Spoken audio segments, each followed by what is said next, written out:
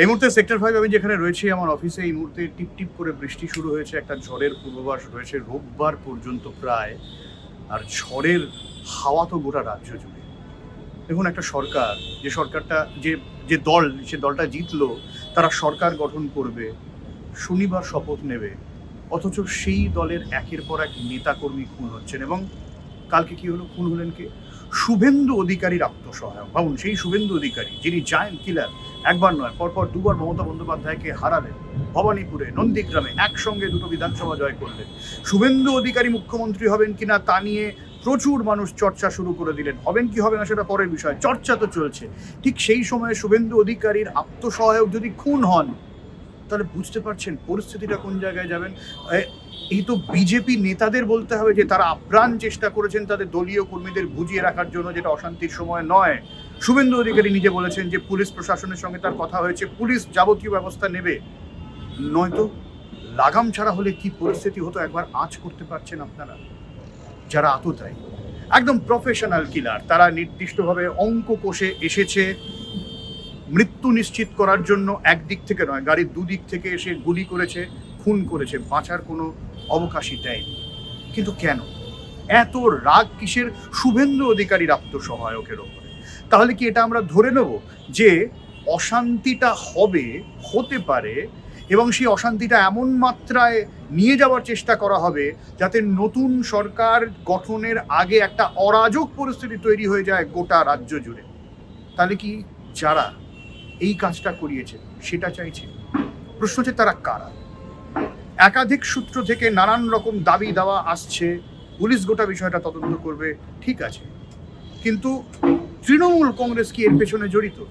ঘটনার পর তড়িঘড়ি তৃণমূল কংগ্রেসের তরফ থেকে এক্স হ্যান্ডেলে পোস্ট করে দেওয়া হয় যে না, আমরা এই ঘটনার নিন্দা করছি, এই ঘটনা আমরা কন্ডেম করছি, আমাদের দলের কর্মী নেতারা খুন হচ্ছে। কিন্তু কালকে বসিরহাটেও তো বিজেপি নেতা খুন হয়েছে।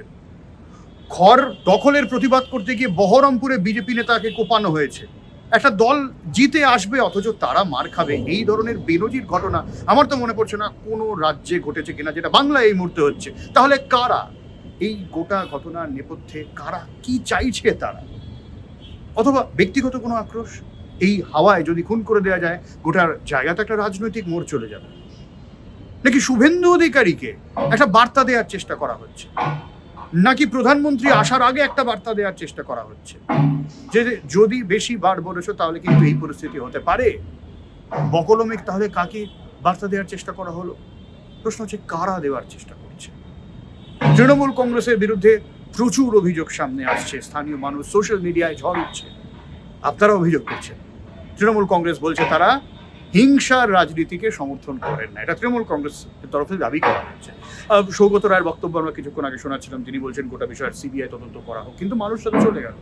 এখন ভাবুন, চন্দ্রনাথ রথের তো সেলিব্রেশন করার কথা, গোটা দল তার সেলিব্রেশন করার কথা। শনিবার একটা রবীন্দ্র জয়ন্তীতে জমজমাট শপথ গ্রহণ অনুষ্ঠান, ব্রিগেডের মতন জায়গায়, এত লড়াই করার পর ক্ষমতায়, সেই সেলিব্রেশনে এত একটা ভয়ঙ্কর মেঘ অন্ধকার এবং ঝড় তোলার চেষ্টা কারা করলেন, গোটা বিষয়টা কিন্তু পুলিশকে তদন্ত করে দেখতে হবে, জানতে হবে যে কারা এর পেছনে জড়িত। সময় পাল্টেছে, রাজনৈতিক পরিস্থিতি পাল্টেছে, আইন শৃঙ্খলার পরিস্থিতি পাল্টাবে, এটা এই রাজ্যের প্রত্যেকটা সাধারণ মানুষ তারা চান। রাজ্য শান্তিতে থাকুক, নতুন সরকার ক্ষমতায় আসুক, তারা এই ধরনের ঘটনার সঙ্গে যারা জড়িত আছে প্রত্যেককে ধরে ধরে শাস্তি দিক, তাদের নাম সামনে আনুক, এটাই থাকবে আমাদের এক্সপেকটেশন। আপনাদের কি মনে হয় এই খুনের ঘটনা কি কারণে হতে পারে? প্লিজ কমেন্টে জানান আমাদের।